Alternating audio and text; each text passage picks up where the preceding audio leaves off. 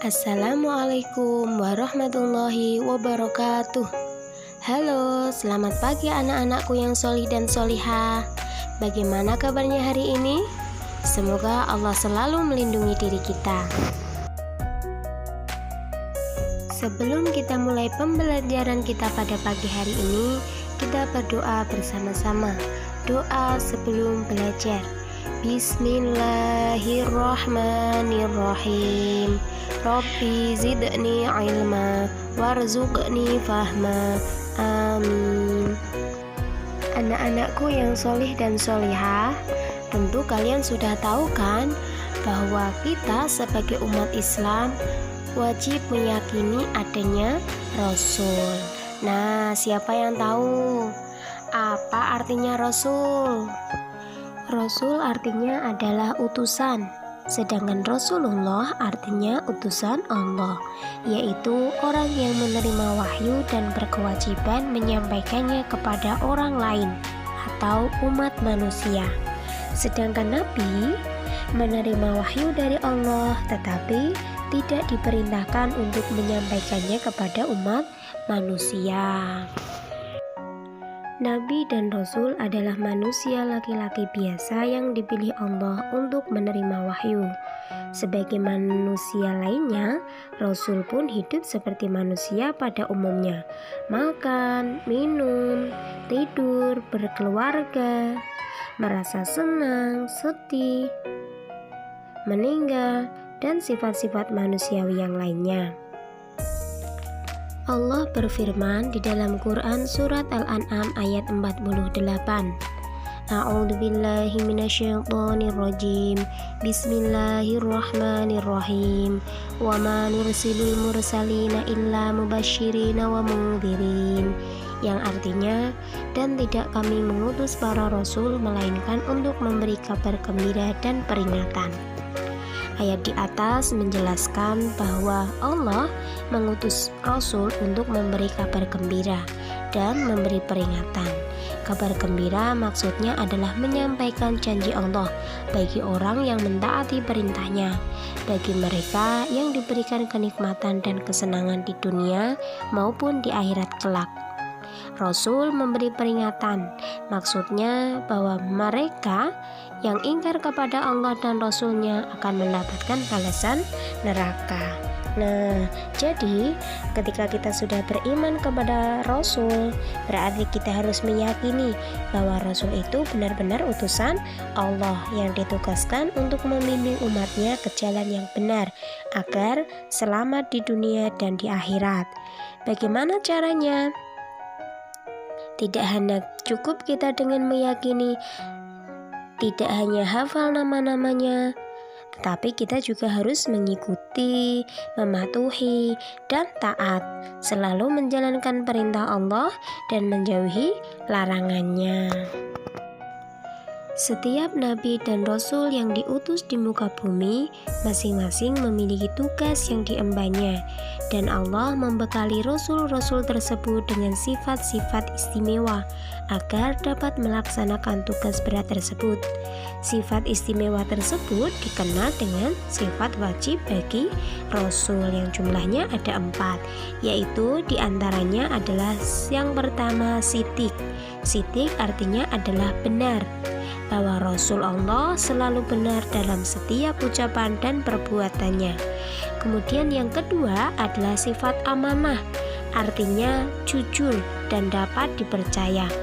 Setiap Rasul mempunyai sifat jujur lahir dan batin, dapat dipercaya dan selalu menepati janji dalam segala hal. Yang ketiga yaitu sifat fatonah, yang artinya adalah cerdas atau pandai dan bijaksana. Rasul bersifat cerdas dan bijaksana dalam segala hal. Ia dapat menegakkan yang benar dan menyalahkan yang batil, serta memiliki kekuatan berpikir yang tinggi.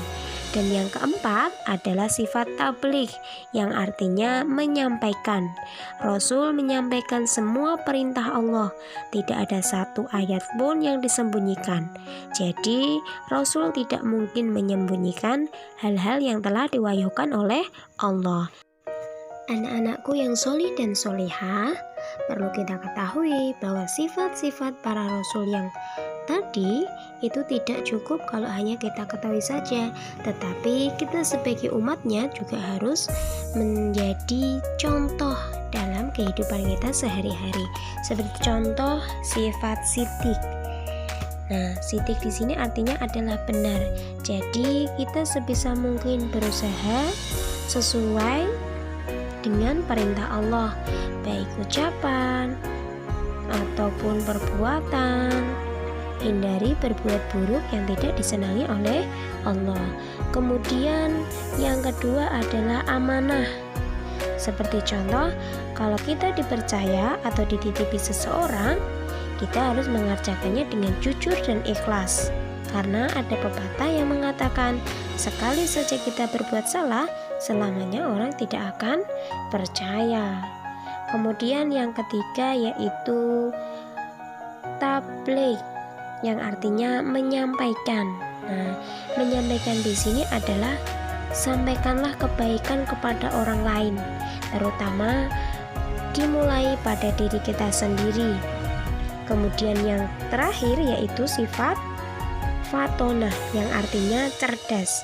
Kita harus cerdas akal dan juga cerdas nurani.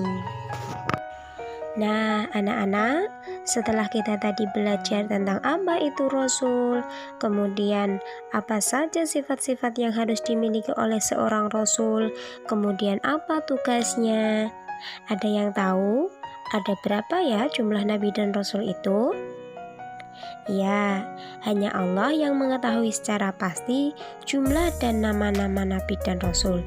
Tetapi kita sebagai umat Islam harus meyakini dan yang wajib kita ketahui itu ada 25. Nah, siapa yang sudah hafal 25 nama Nabi dan Rasul? Kalau belum hafal, kita bernyanyi bersama-sama ya.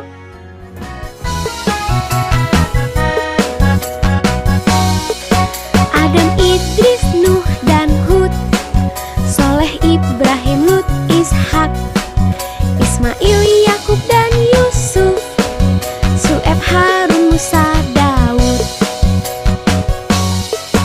Zulkifli dan Sulaiman, Ayub, Yunus, Zakaria, Ilyas dan Ilyasa, Yahya, Isa dan Muhammad.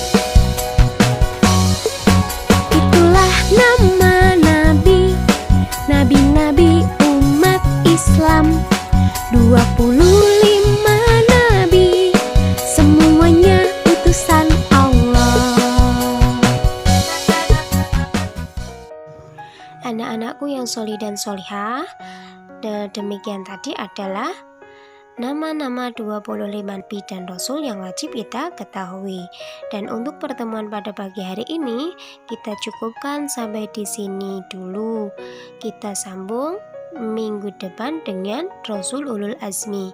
Semoga bermanfaat buat kita semua dan menambahkan iman dan takwa kita kepada Allah Subhanahu wa Ta'ala. Dan Bu Guru akhiri dengan bacaan hamdalah bersama-sama. Alhamdulillahirabbil alamin. Wassalamualaikum warahmatullahi wabarakatuh.